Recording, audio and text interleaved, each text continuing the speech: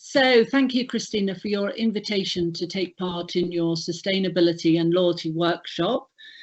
I'm going to provide a short briefing, whistle-stop briefing, of the trends in sustainability, CSR and eco-loyalty based on the shortlist for the International Loyalty Awards, which has just been released.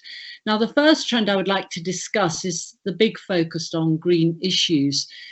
Now, what's important I'm seeing through what I'm writing about in Loyalty magazine from various surveys from different regions is how vital it is for companies to do things themselves, not just to try to persuade the customer to take various actions such as donating their points. So very, very important that there should be a move to reduce packaging, reduce use of plastic, to have refillables. All of that is just vital, because people don't want greenwashing. They want a company to demonstrate its sustainable reputation, and that has to come first. So there's a balance, though, between appearing too smug and then not sharing enough. So it's a bit of a minefield. Now, from this year's finalists, Green Choice in the Netherlands claims to be the most sustainable energy supplier, and 2.5 years after launching the Salmon Green Choice programme, it's reduced churn by 6%, and 74% of participants say the programme has contributed to a more sustainable lifestyle. So this is an example of Green Choice helping the environment, gaining approval from customers, and also achieving greater customer loyalty and less churn. Now, because of the pandemic, it's not surprising that we've received a number of entries that reference CSR work. And one example of these is Avios, their thank you appeal, working with British Airways. At the peak of the pandemic, both IAG Loyalty, the parent company, and British Airways wanted to do their bit, and a fund, an Avios fund, was started, and working with their customers, they raised enough Avios to reward over 5,000 care staff, nurses, doctors, people working in hospitals, with 60,000 Avios each. So this is again getting the customers on board, encouraging them to donate their points, but IAG also contributed hugely to the fund. So it's very much working together. In the US, Tom's Rewards is a really good example of CSR for a business. I don't know if you know the background. It's a credible company. Tom's US founder, Blake Mycoskie, pioneered the 1-for-1 model, and said he would give away 1 pair of shoes for every pair sold, supporting larger health, education and community development programs on the back of this. And since the beginning, they've actually donated 100 million pairs of shoes. 100 million, and they're still going strong. They're entering the awards this year with a new model, and they're calling it Our Giving Model, and they're using tiers to separate their customers into the good, the gooder, and the goodest. So getting people more involved in the giving and to take ownership in part of the Tom CSR initiative. So in Italy, we've actually got a number of programs. I was quite surprised at how many programs we've got, and these range from the Italian Associazione Italiano Sclerosi Multipla through to the Coop Italy. Lots of different programs. The first one was interesting because it's working for a charity, and then there are quite a number that are looking at encouraging more healthy eating. And in fact, the Co-op Italy one is quite good because it's supporting a region in southern Italy. This trend for looking at changing the behavior for children, educating children on healthy eating, growing more in the garden, it's a really, really strong program trend, and is going right across Europe and into other markets, including Australia and South Africa. In the Middle East, GEMS Rewards and GEMS Education has made the finalist list with a program that helps to make school fees cost neutral. Unlike in some markets, I think school fees in the Middle East cost money, and this is a program that's helping families and staff with compelling offers, and the rewards go against school fee costs. Now, food waste is a hugely emotive subject for many categories. How do supermarkets throw away tons of edible food when people are going hungry is the big question. In Scandinavia, the Salling Group runs an initiative called Food Waste Fighter. This is a feature across all Salling Group apps to combat food waste, and the group offers major price reductions on soon to expire products and posts them on the app.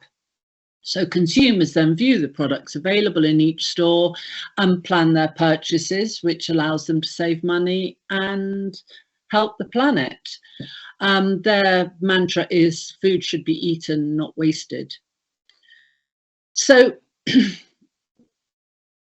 these are a few examples that the trends we're seeing came across quite strongly in PwC's June 2021 Global Consumer Insight Pulse survey. And it said that over half of respondents are consciously considering factors relating to sustainability when making purchase decisions. This is really important because it shows the need for sustainable options, and it also shows that people are prepared to spend money with those companies that they feel are providing these sustainable options. What they say is that sustainability doesn't have to only refer to carbon offsets, which are the low-hanging fruit, and that savvy brands are choosing to open up the redemption space to sustainable opportunities and can expand the definition of sustainability to cover fair trade, social justice, local food, and regenerative travel. So current and future generations of loyalty program members want easier ways to reflect their worldviews.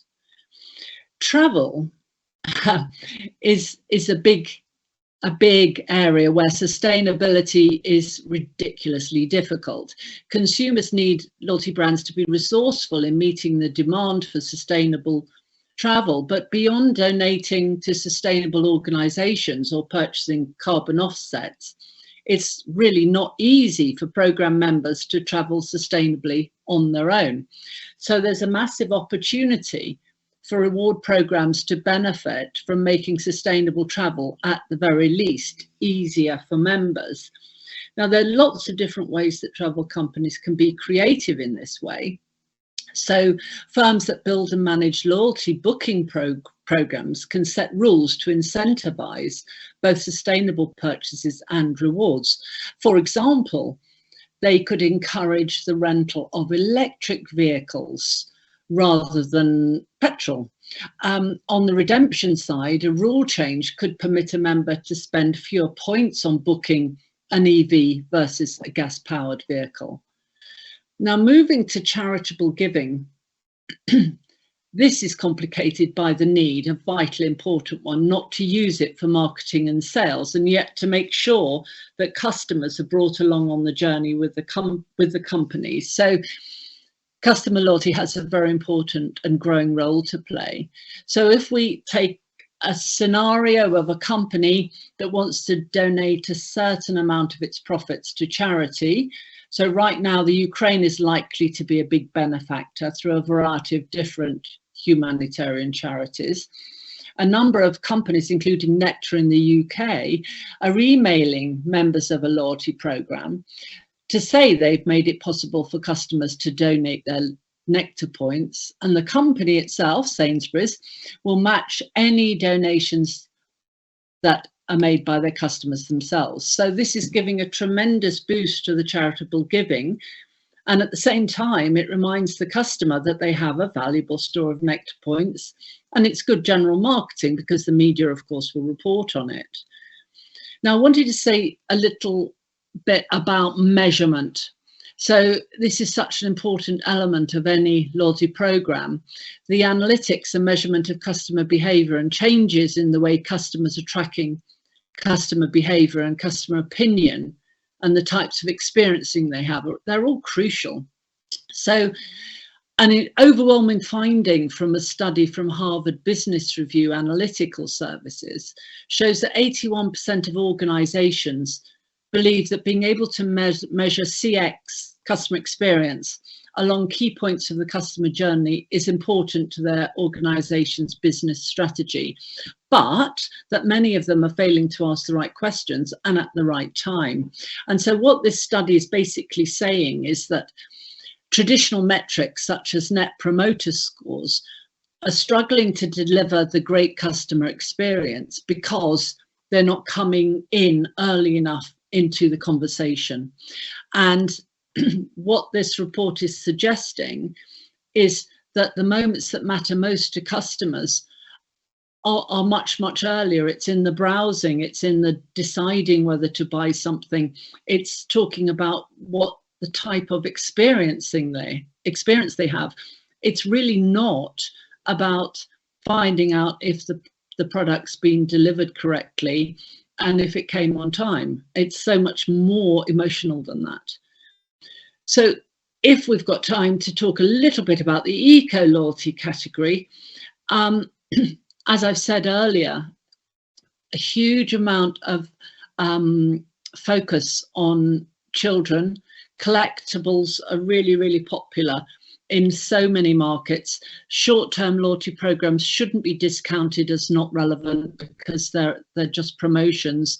If they're used properly and if they're used with analytics, and certainly technology is making that possible now, it's possible to get children to bring the parents into the shop because they're collecting some little collectible, and also get across some lessons like eat properly from Carrefour in France, use recycled stuff, sow bee-friendly seedlings. You know, the options are huge, but the message is the same: do something good, and come to us to do your shopping.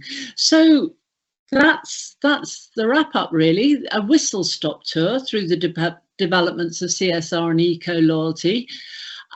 It's a briefing on how the leading companies are taking a sensitive and thoughtful approach to their own behaviour and charitable giving, without using it too insensitively to promote their own business. Because CSR, charitable giving, sustainable living, and presenting a caring image must be done with care and respect. Greenwashing is an offence that will lead to churn, and in many, many ways, if a company fails to live up to its declarations of intent, it does so at its peril. So I hope you've enjoyed my summary, and if so, and you would like to continue our relationship, then please subscribe to Loyalty Magazine. And if you create a loyalty initiative that is amazing, then please enter the International Loyalty Awards 2023. We launch in October again, and of course we would be delighted to see you if you come to this year's International Loyalty Awards Gala evening on June the 14th in London, where you would have the opportunity to meet many of the companies that have been shortlisted this year. So thank you for listening and enjoy the rest of your conference. Thank you.